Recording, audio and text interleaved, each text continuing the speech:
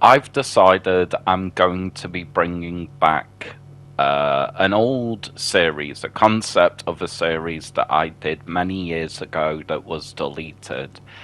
And it was where I talked about mental health. Now, there needs to be a few disclaimers here. I am not a professional, I am not trained, I'm not a psychiatrist, I am not a doctor. These are going to be videos on my take on mental health, possibly my experience, and I guess part of this will be ranting, and I guess part of this will be me hopefully talking about this stuff, and maybe it will help you guys. I don't know though. I'm hoping it will.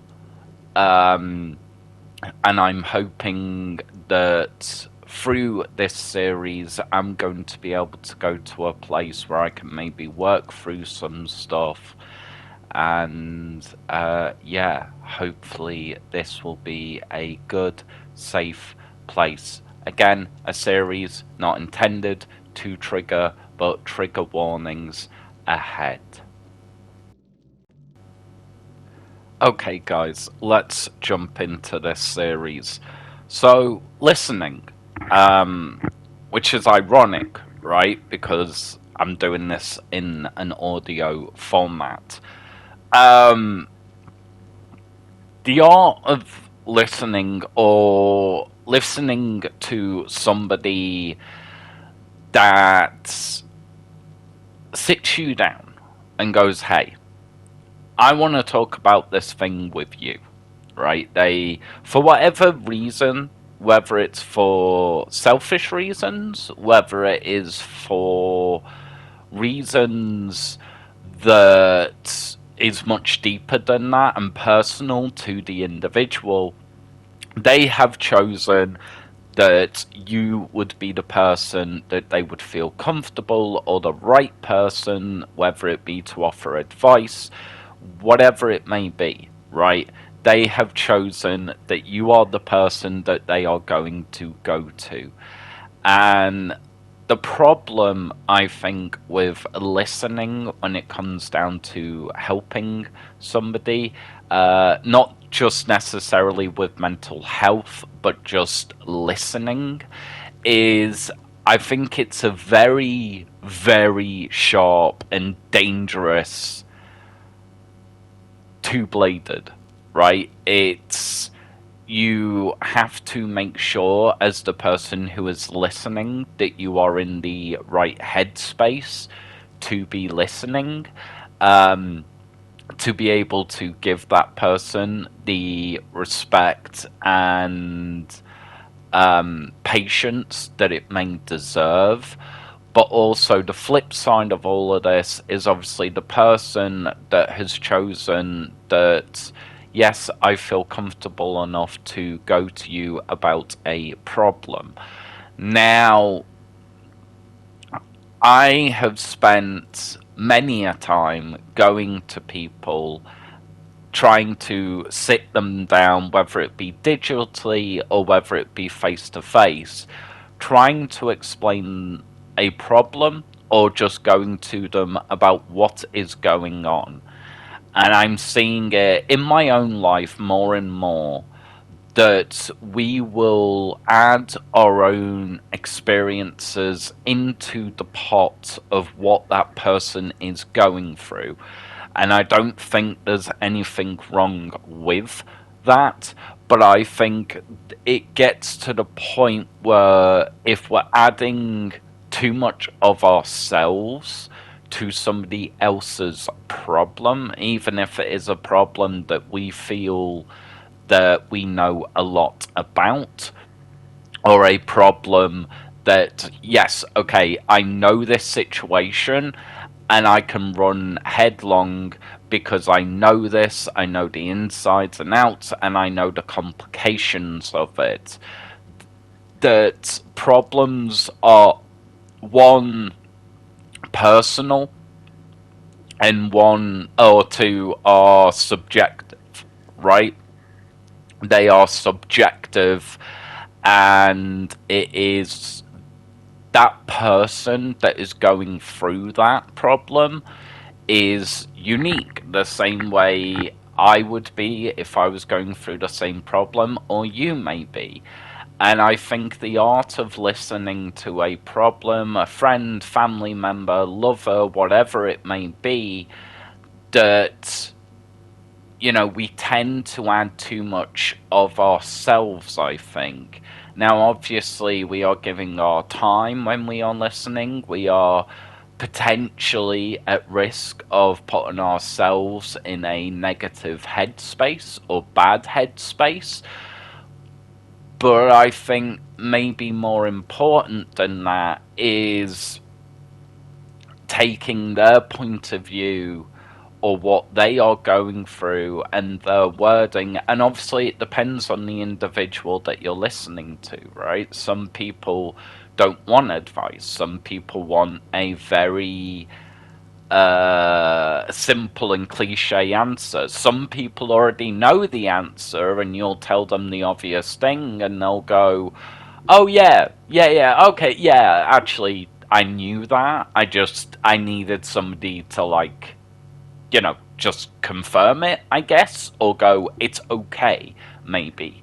There's a lot of different routes that can take, and I think that a lot of listening nowadays has kind of turned into, well, if you're not going to take the piece of advice that I've given you, then bleh, right? Or if somebody tells you about a problem, say, 2 weeks, a month, and then they come back to you, it's like, oh, well, we dealt with this problem.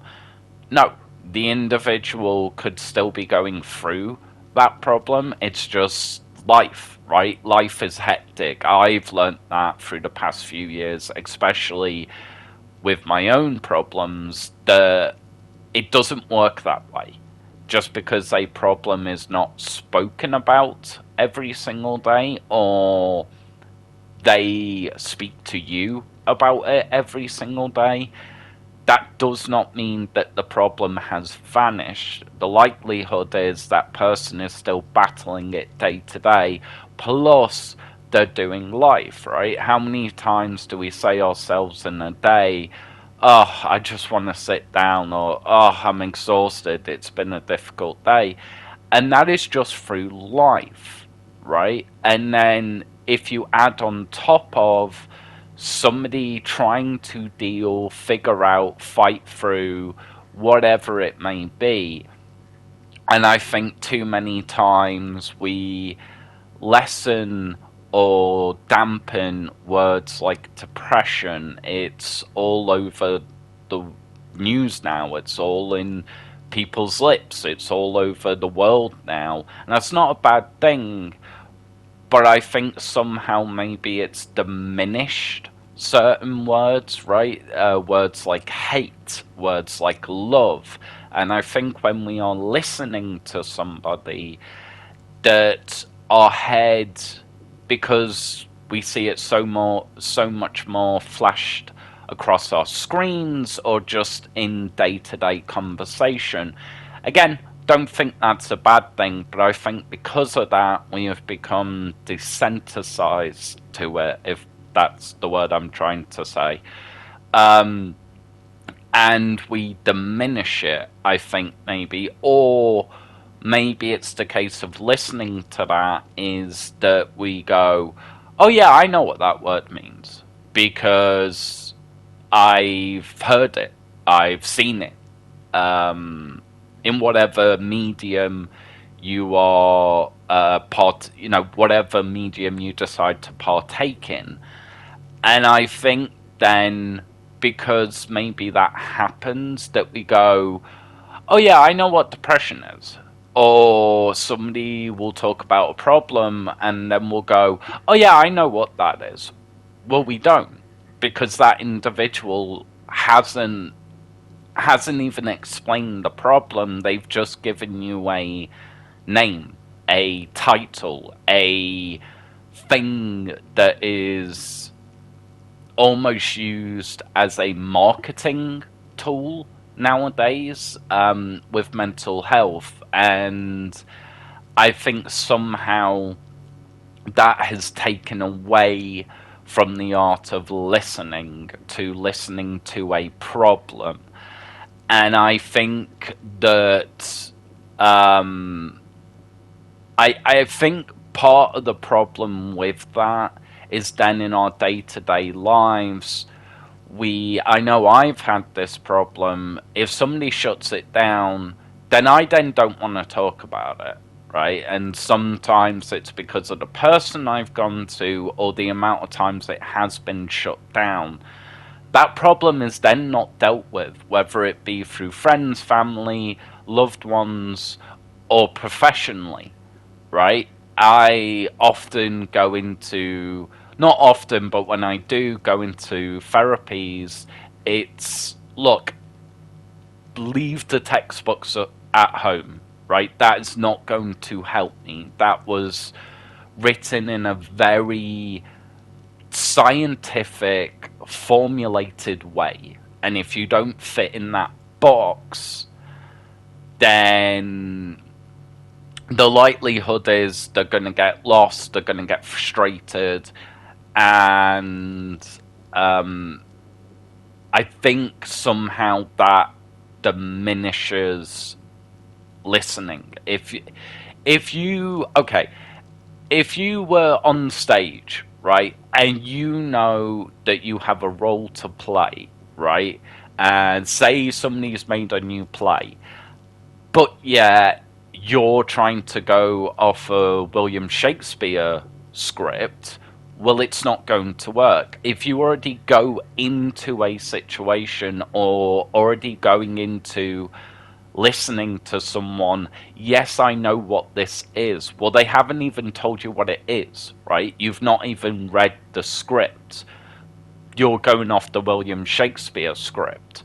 So I think a lot of listening is more us putting our own spin, our own influences, our own environments, and we're all guilty of it. I think I'm guilty of it. Somebody will tell me a problem, and because I want to help that person so much, I'll kind of dip into my past and my experiences and go, do this. This will help, right? So I think we're all guilty of it, and I think sometimes we need to, the saying "walk in my shoes," right? I think sometimes we need to take ourselves out of the situation and just see the person and listening to what they are saying, maybe.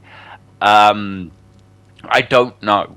But it seems to me that listening, hearing, and having the respect and giving someone the time. Now, obviously, we're all busy in our lives, and this is just my point of view. There's nothing more precious than a life. Now, obviously, every situation that you go into, listening to someone, it's not always that extreme, but we don't know the knock on effects. We don't know how that is going to affect somebody. And as I said, the flip side of that is the person who is listening, they may not be able to do it in that time. And I just think it's such a almost paradox, complex system of listening. When we think of listening, it's just, yeah, okay, I'll hear what somebody's gonna say.